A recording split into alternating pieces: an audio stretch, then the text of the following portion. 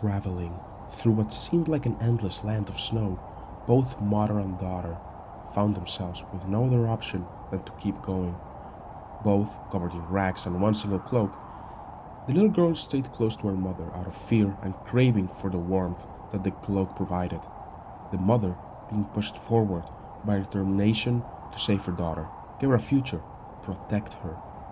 Both were fleeing from their previous town, whose residents had slowly started to lose their minds. People became more violent. Some of them even started wearing cult-like robes, putting up posters talking about something named Judgment Day, and even plaguing the town in eye imagery. Both of them remembered exactly what had happened just a few hours ago before they left. It would probably never leave their minds. The people in the town all came to her house. A mob of angry cultists wanted to take both her and her daughter, something that the mother couldn't allow to happen.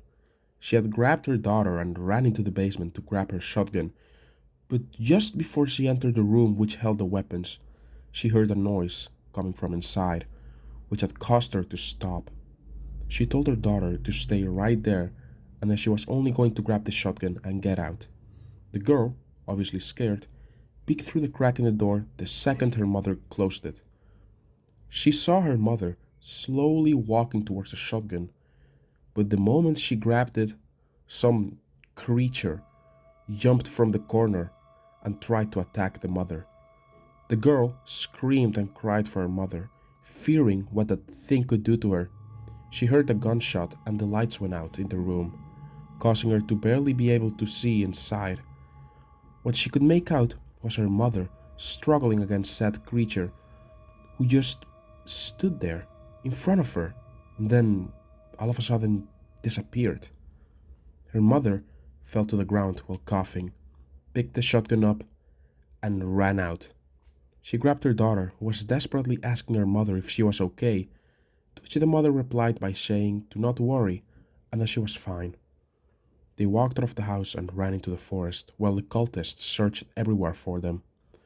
She had to kill a couple of them, but they were still outnumbered. They had to choose if they were going to fight or run away, and running away seemed like the safest option. Now, hours later, here they were, walking through the snowstorm and darkness of the night. The girl looked up at her mother. Why had she been coughing so much? Did she catch a cold? It was the most likely scenario, but she couldn't help but wonder if it had anything to do with the monster that attacked her mother. I mean, it was right after the encounter with her mother that she had started coughing so much and looking weaker and weaker with each passing hour. But she quickly brushed off those thoughts because even if her mother catching a cold wasn't good news, it was still better than the implications of whatever that monster was could have done to her. Hours had passed, yet they were still walking through the snow. The mother looked down at her child, a somber expression on her face. She knew she didn't have much time left. She had been trying to put on a tough face and act like she wasn't feeling terrible, so her daughter wouldn't be worried. But she knew she couldn't continue. She was so afraid of leaving her daughter behind like this, in a place like this. She's just a little kid. How could she survive through all of this alone? She didn't even know how to use the shotgun to defend herself. They didn't even have food. All of that running was for nothing. She envisioned her daughter graduating, getting a job, starting a family, being happy. With tears in her eyes, the mother fell to the ground. Maybe all of this could have been avoided if only they had left the town sooner. Her vision became blurry, but she could still see her daughter, panicking and trying to talk with her. She could barely hear anything anymore. She had failed her daughter. She should have left the town the moment that entire cult thing started to become so big. And she was laying there. A voice spoke from inside her mind. A voice she had never heard before in her life. Yet she couldn't understand anything it said. She felt her own guts twisting and shifting as if something was roaming free inside of her. Her skin felt like it was infested with little organisms that ran inside and clawed at her. Her consciousness slowly leaving her, but her guilt stayed until the end. The girl saw her mother collapse. She felt a pang of fear and panic consume her whole entire being as she rushed over to her mother's side.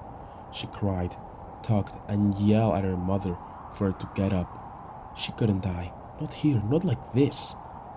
But it was all for no use. She was dead. The girl couldn't believe it. Her mother had just died like that. She seemed just fine a couple of minutes ago. Well, not exactly fine, but not close to death either. The little girl lied down next to her mother's corpse, covering herself with the cloak and embracing her. She didn't care about how long she lied there. The only thing she felt right now was the pain, sorrow, and grief. The tears just kept rolling down her cheeks.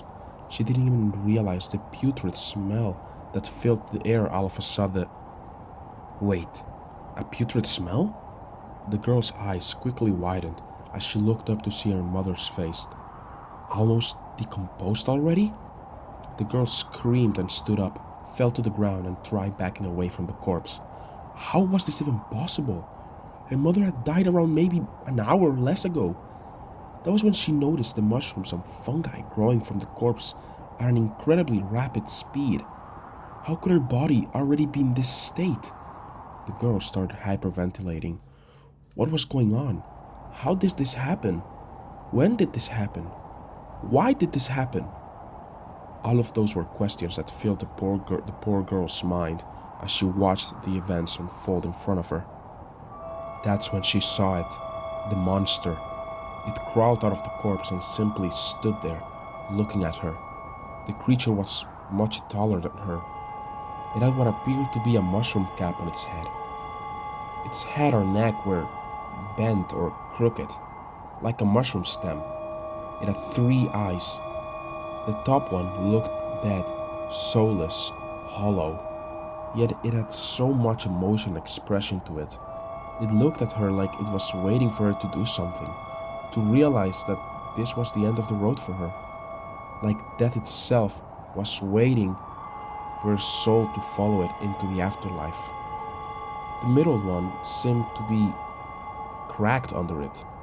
Its black pupil that looked like a window into the void stared at her intensely, like a hunter who is looking at its hopeless prey with ravenous intentions.